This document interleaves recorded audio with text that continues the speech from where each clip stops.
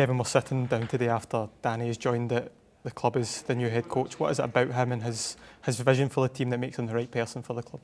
Yeah, well, first and foremost, I'd say we're absolutely delighted that Danny's decided to join us as head coach.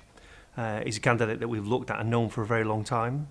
He's obviously got some strong experience from his time with the German national team, through his time in the Premier League, also with his time at Bayern Munich, and then his time at Sheffield Wednesday as manager.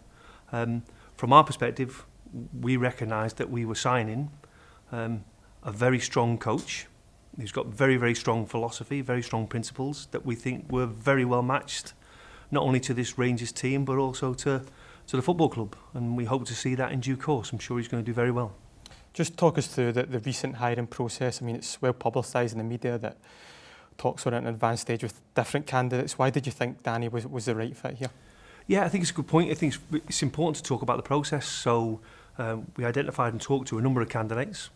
And through this process, it's difficult for us to communicate out about exactly what we're doing and why we're doing it.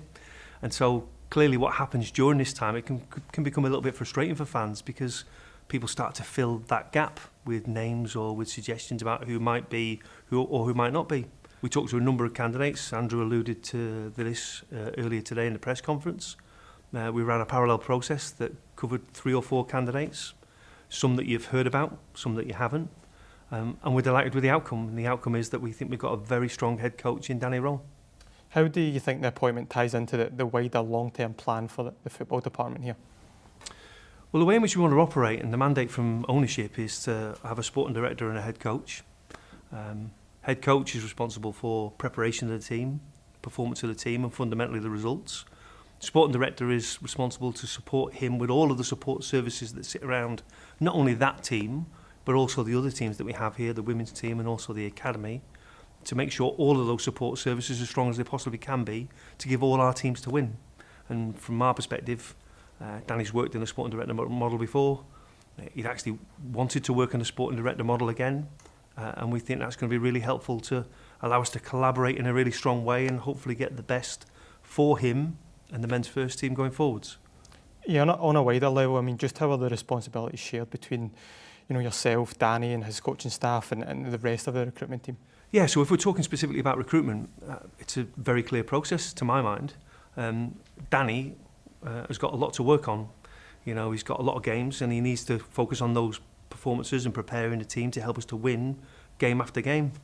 The recruitment process is very simple. We talk about how we want the team to play.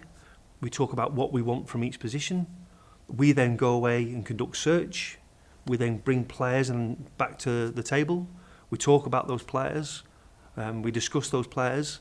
And in due course then we make a decision about who we sign. In all of my time as a sporting director, I've never signed a player that the head coach didn't want because clearly that's just not fit for purpose. It just wouldn't work. So it very much is about talking about the very best profiles that are available to us in that time and working together to identify a player and then signing that player.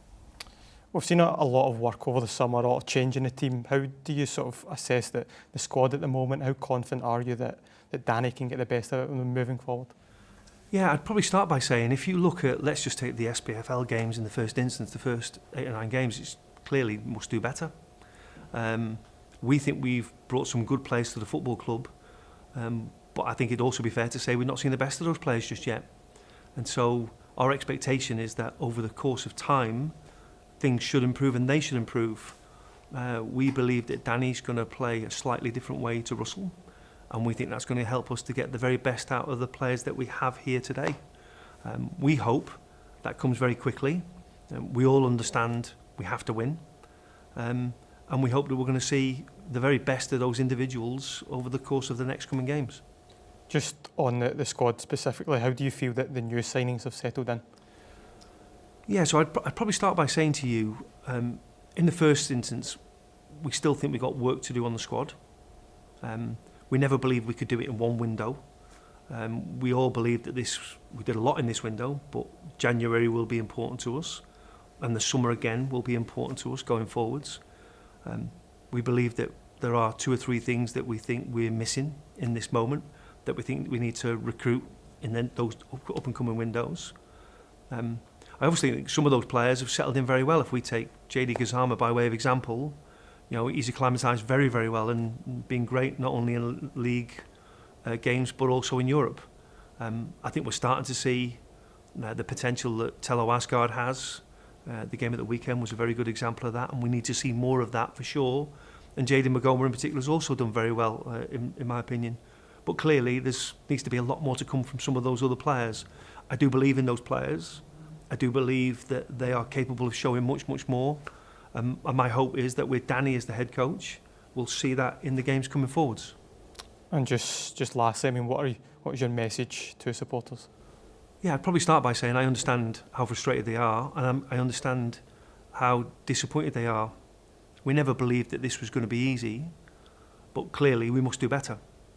And what we want to build here is we want to build a team that wins today, but also wins tomorrow. That's what Rangers Football Club and its fan base deserve.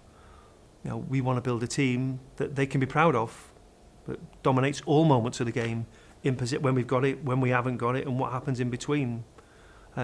All I can promise those fans is we're working as hard as we possibly can to deliver that, and I do believe that we will deliver that, and hopefully give them that team that they can be proud of, in not only for this season but in seasons to come.